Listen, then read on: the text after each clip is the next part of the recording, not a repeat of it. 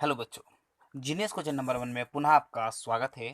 तो चलिए आज बात करते हैं कक्षा 8 के हिंदी, जो कक्षा 10 के नन हिंदी के रूप में कार्य करता है। ये बेसिकली कक्षा 10 के नन हिंदी के महत्वपूर्ण ऑब्जेक्टिव के बारे में बात करेंगे, जो बार बार पूछे जाते हैं, खास करके बिहार बोर्ड में। तो चलिए आज हम 10 महत्वपूर्ण ऐसे सवालों पर चर्चा करेंगे जो आपकी परीक्षा की दृष्टि से बहुत ही खास होगा, जो बार बार पूछे जाते हैं। तो आप बताइएगा कि आप ये 10 में से कितने सही जवाब दे पाते हैं, कमेंट सेक्शन में जरूर बताइएगा। हाँ, बता दें आपको, अगर आप हमारे चैनल में नए हैं तो चैनल को सब्सक्राइब करना ना भूलिए और बगल में जो बेल आइकन है उसे जरूर दबाएं, ताकि जब भी हम वीडियो बनाएं तो सबसे पहले नोटिफिकेशन आप तक जरूर पहुंचे। क्योंकि ज़्यादातर जो बच्चे हैं हमारे, जो वीडियो देखते हैं, वो सब्सक्राइब करना भूल जाते हैं। जो हमारा आंकड़ा कहता है वो लगभग 90% जो बच्चे सिर्फ हमारे क्या करते हैं, वीडियो देख के निकल जाते हैं। अगर आप उनमें से हैं तो प्लीज पहले सब्सक्राइब कर लीजिए, फिर आप देखते रहिएगा। तो चलिए स्टार्ट करते हैं आज का सेशन और देखते हैं पहला क्वेश्चन क्या कहता है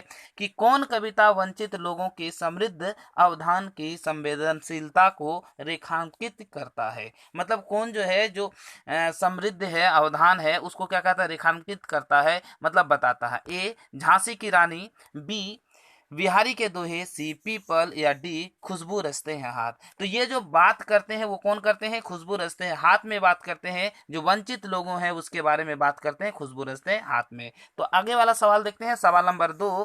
ठीक है, 2 में क्या कहता है कि खुशबू रचते हैं हाथ शीर्षक कविता में सर्मिक है ना, सर्मिक, हालांकि यहाँ पे देखिए शॉर्ट में लिया गया है, क्या हो जाएगा यहाँ पे मिस्टेक हुआ टाइपिंग। सर्मिक कैसी परिस्थितियों में रह रहे हैं, श्रमिक यानी जो मजदूर है।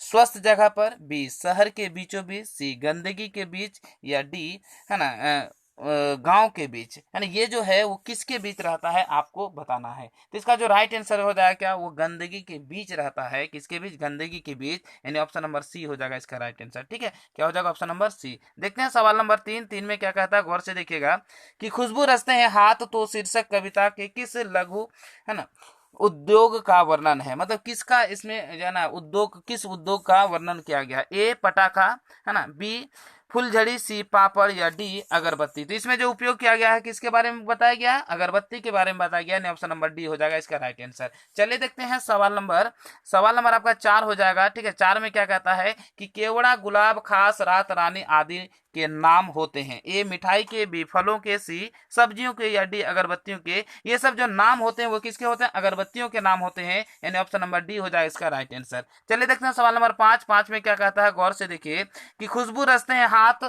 साहित्य की कौन सी विधा है। ए कहानी है, बी नाटक है, सी कविता है, या डी निबंध है। आप बताइए इनमें से क्या होगा। अगर आपको जवाब पता है तो हम हमसे पहले आप जवाब दे सकते हैं। इसका राइट आंसर क्या हो जाएगा आपका, ऑप्शन नंबर सी, यानी कविता। ऑप्शन नंबर सी हो जाएगा राइट आंसर। चलिए देखते हैं सवाल नंबर कितना, 6। 6 में क्या कहता है कि अगरबत्ती बनाने वाले लोगों पर लिखी गई कविता है। जो अगरबत्ती बनाते हैं उस पर जो लिखी गई कविता है वो कौन सा है। ए पीपल, बी तू जिंदा है तो जिंदगी की जीत में यकीन कर, या सी बच्चे की दुआ, या डी खुशबू रचते हैं हाथ। आपको बताना है इनमें से सही आंसर क्या होगा। अगर आपको पता है तो कमेंट्स में जरूर बताइए। इसका राइट आंसर हो जाएगा क्या, खुशबू रचते हैं हाथ। यानी ऑप्शन नंबर क्या हो जाएगा, डी। क्या हो जाएगा, ऑप्शन नंबर डी हो जाएगा। चलिए देखते हैं सवाल नंबर 7। 7 में क्या कहता है कि उभरी नसों वाले हाथ, घिसे नाखूनों वाले हाथ, पीपल के पत्ते से नए नए हाथ, यह पंक्ति किस कविता की है। ए झांसी की रानी, बी सुदामा चरित, सी खुशबू रचते हैं हाथ, या डी बच्चे की दुआ। तो इसका राइट जो आंसर हो जाएगा क्या, खुशबू रचते हैं हाथ,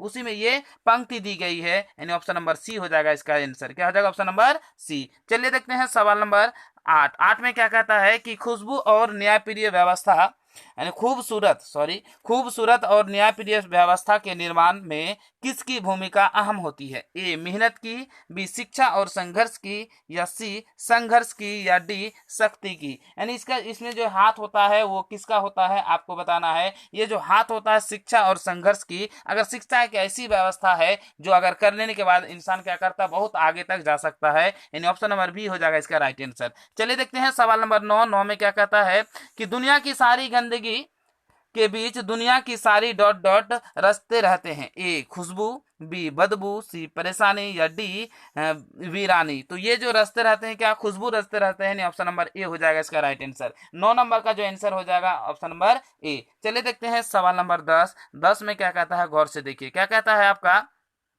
खुशबू रचते हैं हाथ शीर्षक कविता की रचयिता कौन है? ए शंकर शैलेंद्र, बी बिहारी, सी अरुण कमल या डी कबीरदास। इसके जो लेखक हैं वो कौन है आपको बताना है। तो इसका जो लेखक है वो क्या? अरुण कमल। यानी ऑप्शन नंबर सी हो जाएगा इसका आंसर। क्या हो जाएगा? ऑप्शन नंबर सी हो जाएगा इसका आंसर। चलिए ये महत्वपूर्ण 10 सवाल आपका समाप्त होता है। तो कमेंट सेक्शन में आप बताइए कि 10 में से आपने कितने सही जवाब दिए। अगर चैनल में नए हैं तो चैनल को सब्सक्राइब करना ना भूलिए और एक तो लाइक बनता ही है। तो चलिए आज यहीं पे अपना वीडियो करते हैं समाप्त। जय हिंद।